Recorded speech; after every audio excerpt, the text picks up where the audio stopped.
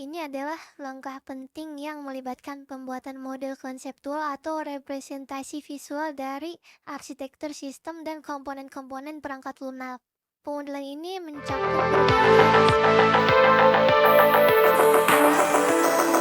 Pada ini saya akan menjelaskan dengan singkat model waterfall dalam pengembangan perangkat lunak sesuai dengan pemahaman yang telah saya pelajari selama ini. Apa itu model waterfall? Model waterfall atau air terjun adalah salah satu pendekatan klasik dalam pengembangan perangkat lunak yang menggambarkan siklus pengembangan yang berurutan dan linier. Dalam model ini, setiap tahap atau fase dalam pengembangan perangkat lunak harus selesai sebelum memasuki tahap berikutnya. Seperti air terjun yang mengalir dari atas ke bawah, ini adalah salah satu model SDLC tertua dan paling sederhana yang digunakan dalam industri perangkat lunak. Model waterfall meskipun sederhana, memiliki kejelasan dan struktur yang kuat, yang membuatnya cocok untuk proyek dan persyaratan yang stabil dan terdefinisi dengan baik. Selanjutnya, ada beberapa fase model waterfall. Ada communication, ada planning, modeling, construction, dan yang terakhir ada deployment. Oke, tahapan yang pertama ada communication. Komunikasi dalam model waterfall adalah elemen kunci yang melibatkan pertukaran informasi yang terstruktur dan efektif antara anggota tim proyek, pemangku kepentingan, dan klien. Ini mencakup pemahaman yang jelas tentang kebutuhan proyek, pertemuan rutin antara anggota tim untuk berbagi perkembangan dan pemecahan masalah, serta pembuatan dokumen yang terstruktur untuk mendukung pengembangan. Komunikasi yang baik membantu menjaga keterlibatan semua pihak dalam proyek, memastikan bahwa tujuan proyek dipahami secara konsisten, dan membantu dalam mengidentifikasi masalah atau perubahan yang mungkin muncul. Dengan komunikasi yang efektif, tim proyek dapat menjaga proyek berada di jalur yang benar, menghindari kesalahpahaman, dan mencapai hasil yang diinginkan. Selanjutnya adalah tahap planning. Tahap planning adalah tahap awal yang kritis dalam pengembangan perangkat lunak. Pada tahap ini, tim proyek merancang rencana komprehensif untuk seluruh siklus pengembangan. Ini mencakup penetapan tujuan proyek, identifikasi sumber daya yang diperlukan, penjadwalan, dan pembuatan anggaran. Tahap perencanaan ini sangat penting karena memberikan arah dan kerangka kerja bagi seluruh pengembangan. Dengan rencana yang jelas, proyek memiliki panduan yang solid untuk menghindari masalah, mengelola sumber daya dengan efisien, dan mencapai tujuan sesuai jadwal dan anggaran. Selanjutnya adalah tahap modeling atau pemodelan.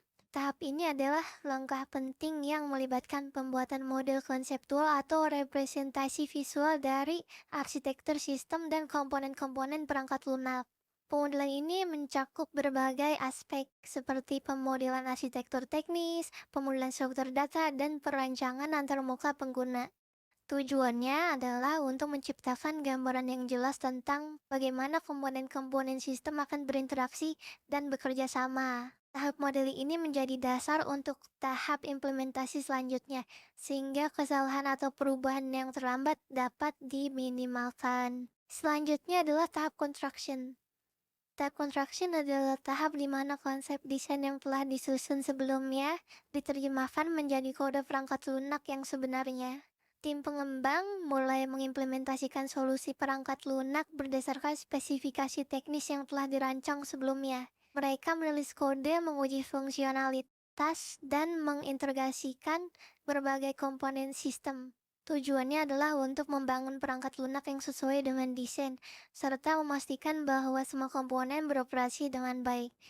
Tahap ini adalah langkah penting dalam menjalankan proyek, di mana konsep abstrak dan rancangan teknis diubah menjadi produk nyata yang dapat diuji coba dan dievaluasi. Selanjutnya yang terakhir adalah tahap deployment. Tahap deployment adalah tahap akhir di mana perangkat lunak yang telah selesai dikembangkan, diimplementasikan, dan dipersonalkan ke dalam lingkungan produksi atau digunakan oleh pengguna akhir.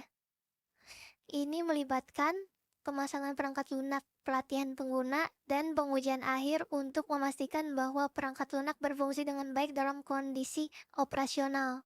Tahap ini mencakup transisi dan lingkungan pengembangan ke lingkungan produksi, serta pemindahan data jika diperlukan. Implementasi harus dilakukan dengan hati-hati dan sesuai dengan rencana yang telah disusun sebelumnya. Kesalahan dalam tahap ini dapat memiliki dampak serius pada pengguna akhir dan operasional perusahaan. Tahap implementasi menandai penyelesaian proyek pengembangan perangkat lunak dan memungkinkan perangkat lunak tersebut untuk digunakan secara luas sesuai dengan tujuannya. Itulah beberapa penjelasan tahapan-tahapan dari model waterfall. Selanjutnya, kapan menggunakan waterfall? Model waterfall cocok digunakan dalam proyek-proyek di mana persyaratan telah didefinisikan dengan jelas dan stabil. Dalam situasi ini, model ini memberikan struktur yang terorganisir, memungkinkan tim untuk merencanakan dengan baik dan memastikan bahwa setiap tahap diselesaikan sebelum melanjutkan ke tahap berikutnya. Selain itu, model waterfall juga ideal untuk proyek-proyek yang memerlukan tingkat dokumentasi yang tinggi, seperti proyek industri yang diatur atau yang membutuhkan kebutuhan terhadap standar tertentu. Pendekatan ini menghasilkan dokumen yang kuat yang mendukung pemeliharaan sistem dan pemecahan masalah untuk masa depan. Selanjutnya adalah kelebihan waterfall. Yang pertama ada struktur yang terorganisir. Ini membuatnya mudah dimengerti dan diikuti, terutama untuk proyek-proyek yang memiliki persyaratan yang jelas dan stabil. Selanjutnya ada dokumentasi yang kuat. Dokumentasi yang kuat membantu pemahaman sistem dan perbaikan produk di masa depan. Selanjutnya ada pengendalian yang ketat. Pengendalian yang ketat memungkinkan manajemen yang lebih baik atas anggaran, jadwal, dan kualitas proyek. Selanjutnya pengukuran kemajuan yang jelas. Ini bisa membantu dalam melacak perkembangan proyek dan mengidentifikasikan masalah dengan cepat. Yang terakhir, cocok untuk proyek dengan persyaratan stabil.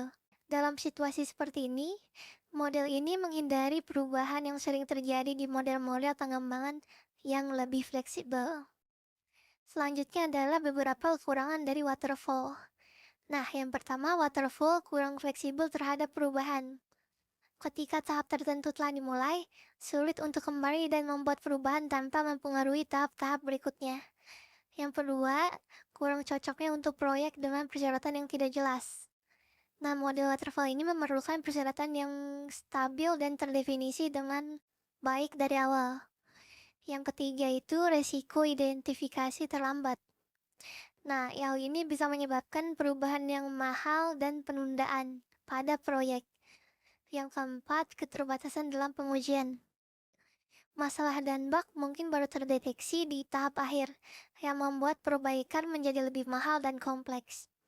Yang terakhir, kurangnya keterlibatan pengguna awal. Ini beresiko menyebabkan ketidakcocokan antara apa yang dihasilkan dengan harapan pengguna, karena umpan balik pengguna yang penting mungkin datang pada akhir. Itulah beberapa kekurangan dari model waterfall. Selanjutnya kita ke kesimpulan. Model waterfall adalah salah satu model pengembangan perangkat lunak yang paling sederhana dan berurutan. Ini terdiri dari serangkaian tahap yang harus dijalani secara berurutan, dengan setiap tahap selesai sebelum memasuki tahap berikutnya. Pendekatan ini memiliki kelebihan dalam hal struktur yang jelas, pengendalian yang ketat, dan dokumentasi yang kuat.